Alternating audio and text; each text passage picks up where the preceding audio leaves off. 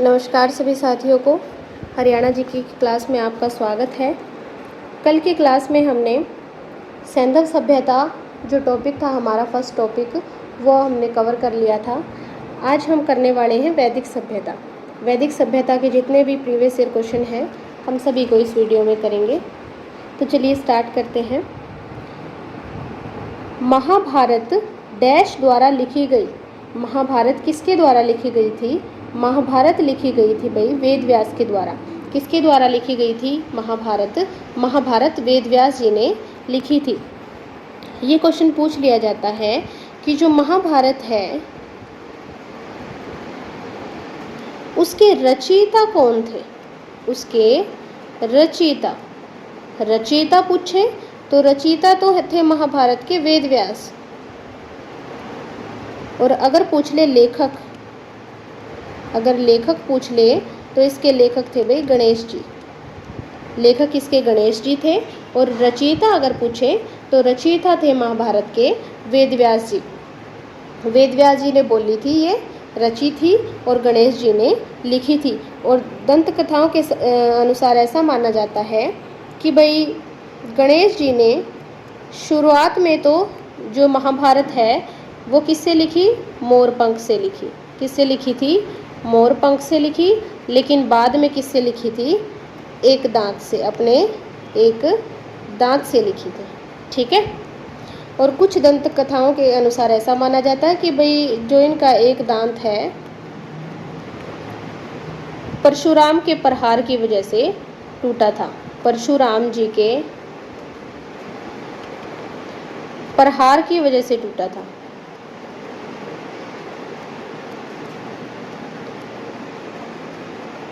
और इसलिए इनको क्या कहा गया था? एक दंत कहा गया था। ठीक है।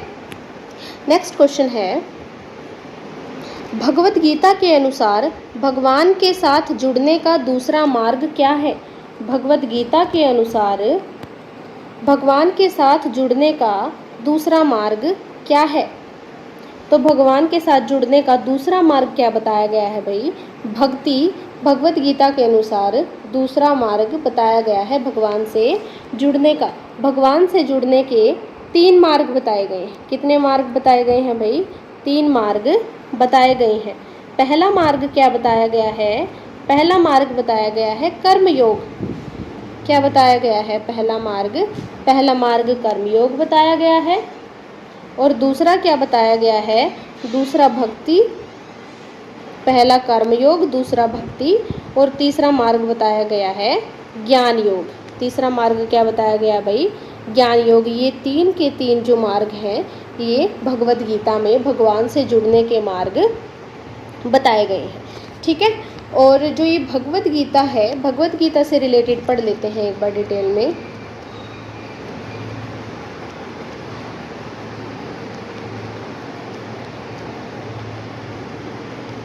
भगवत गीता का उपदेश किसने दिया था? भगवत गीता का उपदेश किसने दिया था? भगवत गीता का उपदेश दिया था भाई कृष्ण ने। और किसको दिया था? अर्जुन को दिया था। किसको दिया था भगवत गीता का उपदेश? कृष्ण ने अर्जुन को भगवत गीता का उपदेश दिया था। और कहाँ पर दिया था? कहाँ पर दिया था भाई? ये कुरुक्षेत्र में। कहाँ पर दिया था? कुरुक्षेत्र में दिया था। कहाँ पर दिया था? कुरुक्षेत्र में दिया था भगवत उपदेश। और अगर ये पूछ लिया जाए कि कौन से सरोवर पर दिया था? कुरुक्षेत्र के कौन से सरोवर पर दिया था? तो ये कौन से सरोवर पर दिया था भाई? ये दिया था ज्योतिसर सरोवर पर। कौन से सरोवर पर दिया था? ज्योतिसर सरोवर पर दिया था। ठीक है। और भगवत गीता का जो संकलन है वो महाभारत में ही है। किस में दे रखा है भगवत गीता का संकलन? महाभारत में ही भगवत गीता का संकलन दिया गया है। और भगवत गीता में कितने अध्याय हैं? इसमें भी 18 ही अध्याय हैं। ठीक है। कितने अध्याय हैं भगवत गीता में? 18 अध्याय हैं। नेक्स्ट क्वेश्चन है, निम्न 4 वेदों में से कौन से वेद में माया, जादू और तंत्र मंत्र के बारे में विस्तार से बताया गया है? तो जो ये 4 वेद दे रखे हैं, अथर्ववेद, ऋग्वेद, सामवेद और यजुर्वेद, इनमें से ऐसा कौन सा वेद है जिसमें जादू और तंत्र मंत्र के बारे में बताया गया है? तो ये बताया गया भाई अथर्ववेद में। कौन से वेद में बताया गया है? अथर्ववेद में जादू टोने के बारे में बताया गया है, ठीक है। और जो ये अथर्ववेद है, अथर्ववेद है जो, इसके बारे में एक बार डिटेल से ही देख लेते हैं, सारा ही कवर हो जाएगा फिर ये।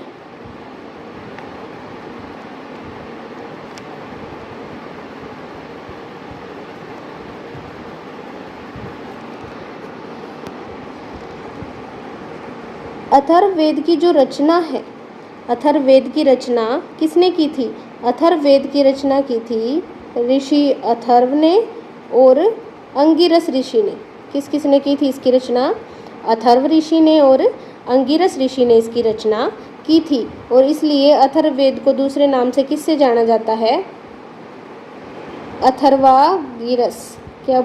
अथर्वांगिरस से इसको जाना जाता है। इसको क्या बोलते हैं भाई? अथर्वांगिरस वेद भी इसको कहा जाता है। और ये कौन से नंबर का वेद है? ये चौथा वेद है। क्या है? 4th ये वेद है, चौथे नंबर पर ये वेद बना था, ठीक है। और इसके जो पुरोहित हैं, पुरोहित, अथर्ववेद के पुरोहित, अथर्ववेद के पुरोहित कौन है भाई? इसके पुरोहित को बोला जाता है ब्रह्मा। क्या बोला जाता है? इसके पुरोहित को ब्रह्मा बोला जाता है, ठीक है। नेक्स्ट क्वेश्चन है हमारा, 4 वेदों में से सबसे प्राचीन कौन सा है? सबसे प्राचीन वेद कौन सा है भाई? सबसे प्राचीन वेद है ऋग्वेद। कौन सा वेद सबसे प्राचीन है? तो जो ऋग्वेद है ये सबसे प्राचीन है। और ये क्वेश्चन पूछ लिया जाता है कि भाई ऋग्वेद में मंडल कितने हैं? ऋग्वेद में कितने मंडल हैं? तो ऋग्वेद में 10 मंडल हैं। और अगर पूछ ले कि सूक्त कितने हैं, इसमें सूक्त कितने हैं, तो 1028 सूक्त हैं। कितने सूक्त हैं ऋग्वेद में? 1028 सूक्त हैं। इसको भी डिटेल से ही देख लेते हैं ताकि कोई भी क्वेश्चन इनसे रिलेटेड आए तो आपका छूटे ना, ठीक है भाई। ऋग्वेद सबसे प्राचीन वेद है, सबसे प्राचीन ये वेद है। और इसमें मंडल कितने हैं? 10 मंडल हैं। कितने मंडल हैं इसमें? 10 मंडल, 10 मंडल हैं। और सूक्त कितने हैं? तो इसमें सूक्त कितने हैं भाई? सूक्त हैं इसके अंदर 1028 सूक्त। कितने सूक्त हैं? 1028 इसमें सूक्त हैं। और इसके पुरोहित को क्या कहा जाता है? इसके पुरोहित को क्या कहा जाता है? इसके पुरोहित को कहा जाता है होत्री। क्या कहा जाता है इसके पुरोहित को? होत्री कहा जाता है। क्या कहा जाता है इसके पुरोहित को? होत्री कहा जाता है। और ऋग्वेद के अंदर से एक बहुत ही इम्पोर्टेंट, मोस्ट इम्पोर्टेंट क्वेश्चन पूछा जाता है कि इसके अंदर गायत्री मंत्र है। कौन सा मंत्र है? गायत्री मंत्र है। और अगर ये पूछ ले कि गायत्री मंत्र कौन से मंडल में है, तो गायत्री मंत्र है भाई तीसरे मंडल में। कौन से मंडल में है गायत्री मंत्र? तीसरे मंडल में है।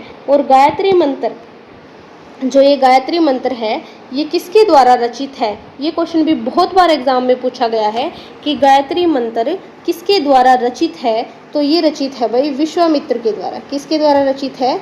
विश्वामित्र के द्वारा रचित है। अगर पूछ ले कौन से वेद में संकलन है इसका, तो इसका संकलन ऋग्वेद में है और ये तीसरे मंडल के अंदर है, ठीक है। और ऋग्वेद सबसे प्राचीनतम वेद है और मंडल इसमें 10 हैं, 1028 सूक्त हैं। और पुरोहित कौन है इसका? होत्री इसका पुरोहित है, ठीक है भाई। क्लियर है यहाँ तक? नेक्स्ट क्वेश्चन है, वैदिक सभ्यता डैश नदी के किनारे फली फूली है। जो वैदिक सभ्यता है वो किस नदी के किनारे फली फूली है? तो जो वैदिक सभ्यता है भाई ये सरस्वती नदी के किनारे फली फूली है। कौन सी नदी के किनारे फली फूली है? ये सरस्वती नदी के किनारे फली फूली है। देख लेते हैं एक बार वैदिक सभ्यता।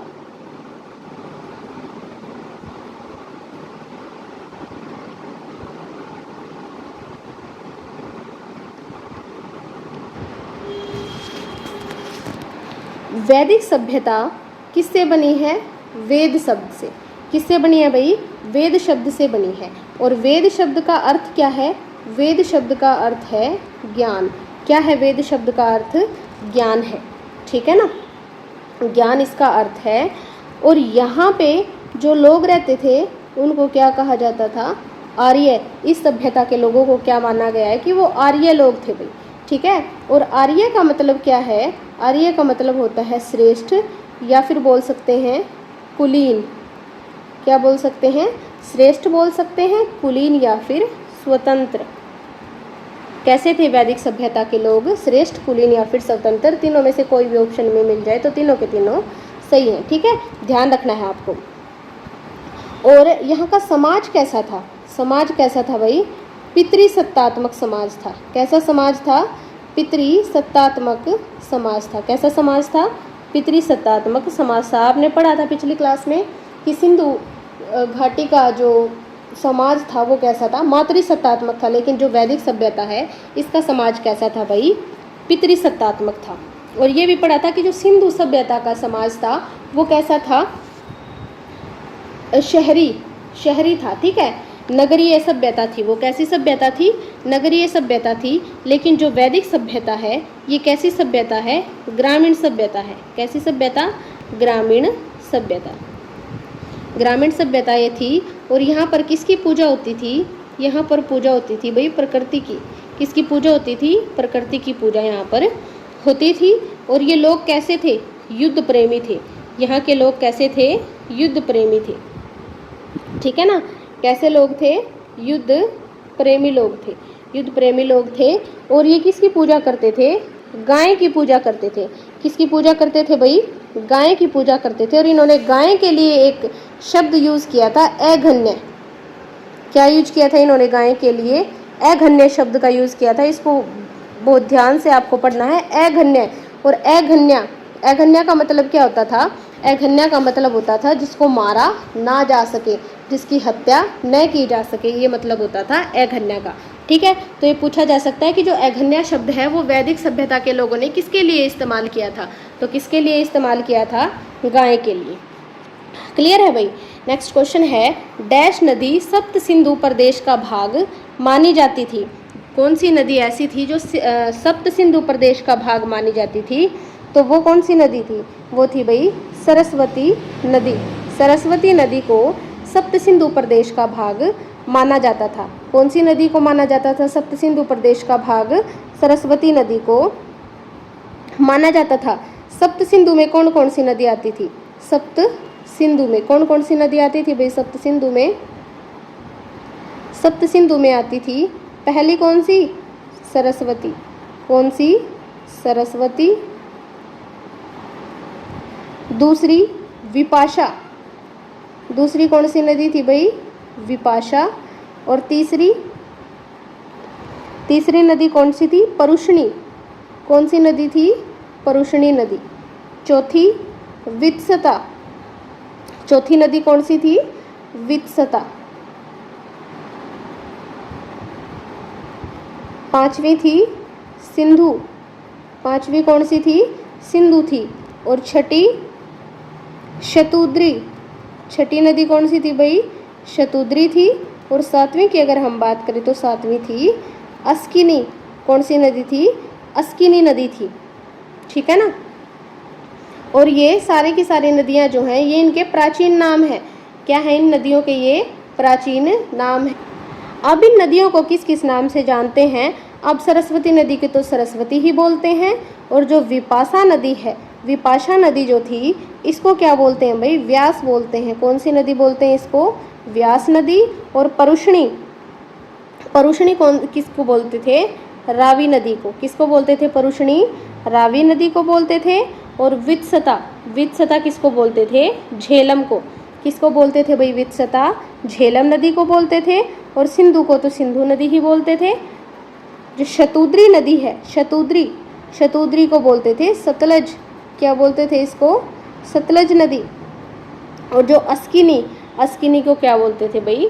चिनाब। क्या बोलते थे अस्किनी को? चिनाब। तो यहाँ से भी एक क्वेश्चन पूछा जाता है, ये आपको बिल्कुल याद रखना है, ठीक है ना।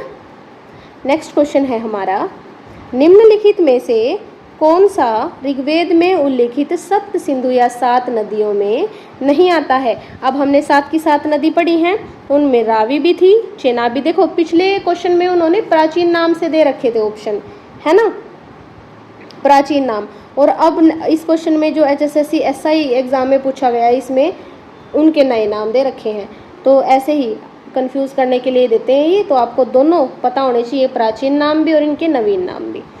सप्त सिंधु या 7 नदियों में कौन सा नहीं आता, रावी, चिनाब, मारकंडा या फिर झेलम। तो इसका राइट आंसर क्या हो जाएगा, इसका राइट आंसर हो जाएगा सी, मारकंडा जो है वो सप्त सिंधु प्रदेश में नहीं आता है। ठीक है, नेक्स्ट क्वेश्चन है हमारा, साहिबी नदी वैदिक काल में डैश कहलाती थी। साहिबी नदी वैदिक काल में क्या कहलाती थी, अभी भी हमने पढ़ा था भाई, क्या कहलाती थी, द्विशधती कहलाती थी। साहिबी नदी क्या कहलाती थी वैदिक काल में, द्विशधती कहलाती थी।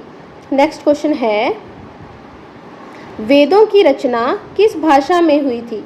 वेदों की रचना किस भाषा में हुई थी, वेदों की रचना हुई थी भाई संस्कृत भाषा में। कौन सी भाषा में हुई थी वेदों की रचना, संस्कृत भाषा में हुई थी। ठीक है, नेक्स्ट क्वेश्चन है, महाभारत की लड़ाई शुरू होने से पहले भगवान कृष्ण ने क्या उपदेश दिया था। तो महाभारत की लड़ाई शुरू होने से पहले भगवान कृष्ण ने भगवद गीता का उपदेश दिया था। किसका उपदेश दिया था भाई, भगवद गीता का उपदेश दिया था। अब एक बार महाभारत के जो जो इम्पोर्टेंट पॉइंट बनते हैं उनको एक बार देख लेते हैं। महाभारत का युद्ध कहाँ पर लड़ा गया था। महाभारत का युद्ध कहाँ पर लड़ा गया था भाई, महाभारत का युद्ध लड़ा गया था कुरुक्षेत्र में। और किन किन के बीच लड़ा गया था, कौरव और पांडवों के बीच, कौरव और पांडवों के बीच ये लड़ा गया था। ठीक है, और कितने दिनों तक चला था, कितने दिन तक चला था। तो ये युद्ध कितने दिन तक चला था भाई, ये चला था 18 दिन तक। कितने दिन तक चला था, 18 दिन तक चला था। और अगर ये पूछ ले कि महाभारत में अध्याय कितने हैं, महाभारत में अध्याय कितने हैं, तो महाभारत में अध्याय भी कितने हैं भाई, 18 ही अध्याय हैं। और अगर पर्व पूछ ले कि पर्व कितने हैं, पर्व कितने हैं, तो पर्व भी कितने हैं भाई, महाभारत में 18 ही पर्व हैं। तो पर्व भी पूछ सकता है, अध्याय भी पूछ सकता है और दिन भी पूछ सकता है। तो सारे के सारे पॉइंट बिल्कुल क्लियर होने चाहिए। पर्व भी 18 हैं, अध्याय भी 18 और 18 ही दिन तक चली थी। और रचयिता कौन है इसके, वेद व्यास। कौन थे इसके रचयिता, वेद व्यास इसके रचयिता थे। और लेखक कौन थे, लेखक थे गणेश जी। ठीक है ना, क्लियर होगा यहाँ तक। नेक्स्ट क्वेश्चन है, भगवत गीता में कितने अध्याय हैं। भगवत गीता में भी कितने अध्याय हैं भाई, 18 ही अध्याय हैं। ठीक है, भगवत गीता में भी कितने अध्याय हैं, 18 अध्याय हैं। नेक्स्ट क्वेश्चन है, महाभारत भाषा में लिखी गई है। महाभारत कौन सी भाषा में लिखी गई थी, महाभारत लिखी गई भी संस्कृत भाषा में। कौन सी भाषा में लिखी गई, संस्कृत भाषा में लिखी गई। नेक्स्ट क्वेश्चन है, महाभारत की लड़ाई कितने दिन तक लड़ी गई। हरियाणा पुलिस कांस्टेबल में पूछ रखा है ये क्वेश्चन, कितने दिन तक लड़ी गई थी। तो अभी मैंने बताया आपको कितने दिन तक लड़ी गई थी, 18 दिन तक लड़ी गई थी। नेक्स्ट क्वेश्चन है, भगवान कृष्ण का सर्वोच्च उपदेश है। भगवान कृष्ण का सर्वोच्च उपदेश कौन सा है, तो ये है भाई भगवद गीता। हमने इसके बारे में पूरा का पूरा पढ़ लिया है। भगवद गीता का उपदेश कृष्ण ने दिया था। किसको दिया था, अर्जुन को दिया था भाई। ठीक है, और कहाँ पर दिया था, कुरुक्षेत्र में दिया था, ज्योतिसर सरोवर पर। कौन से सरोवर पर दिया था भाई, ज्योतिसर सरोवर पर दिया था। नेक्स्ट क्वेश्चन है, महाभारत का युद्ध डैश के दौरान हुआ था।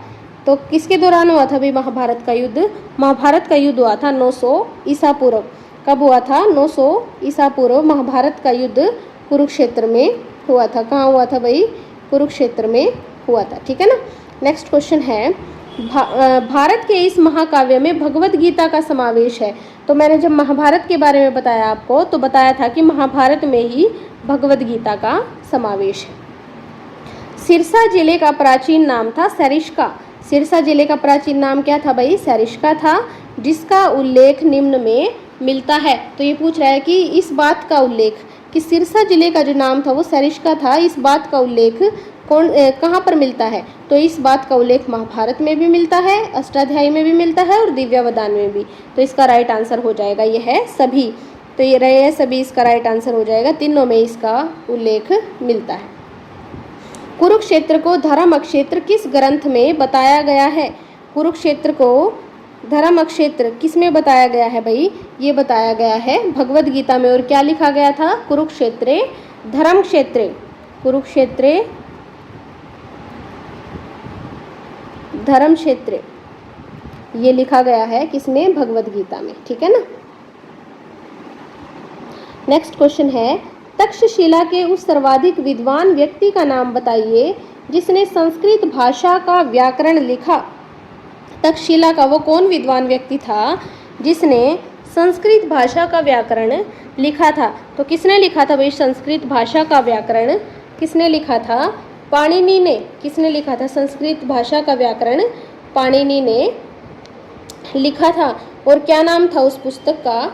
उसका नाम था भाई अष्टाध्यायी। क्या नाम था? अष्टाध्यायी। ये संस्कृत व्याकरण की पुस्तक है और किसने लिखी? पाणिनि ने। बहुत बार पेपर में ये क्वेश्चन पूछा जा चुका है। नेक्स्ट क्वेश्चन है, अष्टाध्यायी के लेखक कौन थे? देखो HSSC ऑडिटर एग्जाम में ये पूछ लिया कि भाई इसके लेखक कौन थे। तो कौन थे इसके लेखक? पाणिनि थे। नेक्स्ट है, अष्टांग संग्रह किसने लिखा है? अष्टांग संग्रह किसने लिखा है? तो अष्टांग संग्रह किसने लिखा है भाई? ये लिखा है वाग्भट ने। किसने लिखा है अष्टांग संग्रह? वाग्भट ने लिखा है। और ये भी पूछ ले कि ये कौन सी भाषा में है? तो ये भी संस्कृत भाषा में है। कौन सी भाषा में लिखा गया? संस्कृत भाषा में लिखा गया। नेक्स्ट क्वेश्चन है, महाभारत डैश में लड़ा गया था। तो मैंने आपको कई बार बता लिया कि भाई महाभारत कहाँ पर लड़ा गया था? कुरुक्षेत्र में लड़ा गया था महाभारत का युद्ध। हिंदू वर्ण व्यवस्था में किसे सर्वोच्च और सर्वश्रेष्ठ माना गया है? हिंदू वर्ण व्यवस्था में किसको सर्वोच्च और सर्वश्रेष्ठ माना गया है भाई? हिंदू वर्ण व्यवस्था में जो गृहस्थ आश्रम है इसको सर्वोच्च और सर्वश्रेष्ठ माना गया है। ठीक है ना। हिंदू वर्ण व्यवस्था में कितने आश्रम बताए गए हैं? हिंदू वर्ण व्यवस्था में कितने आश्रम बताए गए हैं? तो हिंदू वर्ण व्यवस्था में 4 आश्रम बताए गए हैं। कितने आश्रम बताए गए हैं भाई? 4 आश्रम बताए गए हैं। पहला आश्रम कौन सा है? पहला आश्रम बताया ब्रह्मचर्य। क्या बताया? ब्रह्मचर्य बताया। दूसरा कौन सा बताया? गृहस्थ, गृहस्थ आश्रम बताया। तीसरा कौन सा बताया भाई? वानप्रस्थ, वानप्रस्थ। और चौथा कौन सा है? चौथा है सन्यास। तो ये 4 आश्रम बताए और इनमें से सबसे सर्वोच्च और सर्वश्रेष्ठ किसको माना गया? गृहस्थ को माना गया। किसको माना गया भाई? गृहस्थ को माना गया। नेक्स्ट है, उपनयन संस्कार क्या होता है? उपनयन संस्कार क्या होता है? उपनयन संस्कार होता है भाई बच्चे का पवित्र जनेऊ संस्कार। बच्चे का पवित्र जनेऊ संस्कार को क्या बोलते हैं? उपनयन संस्कार बोलते हैं। क्या बोलते हैं इसको? उपनयन संस्कार। इसके 2 नाम और हैं भाई। इनको क्या क्या बोलते हैं? उपनयन संस्कार को यज्ञोपवीत भी बोलते हैं। क्या बोलते हैं? यज्ञोपवीत। और क्या बोला जाता है इसको? इसको बोला जाता है जनेंद्र संस्कार। क्या बोला जाता है? जनेंद्र संस्कार इसको बोला जाता है। जनेंद्र संस्कार भी इसको बोला जाता है। ठीक है ना। और जनेंद्र में कितने सूत्र होते हैं? इस संस्कार में कितने सूत्र बताए गए हैं? इसमें 3 सूत्र बताए गए हैं। कितने सूत्र बताए गए हैं भाई? 3 सूत्र बताए गए हैं। पहला सूत्र कौन सा है? पहला सूत्र है ब्रह्मा। 3 सूत्र बताए हैं, ब्रह्मा, विष्णु और महेश। 3 सूत्र बताए हैं, ब्रह्मा, विष्णु और महेश। ठीक है।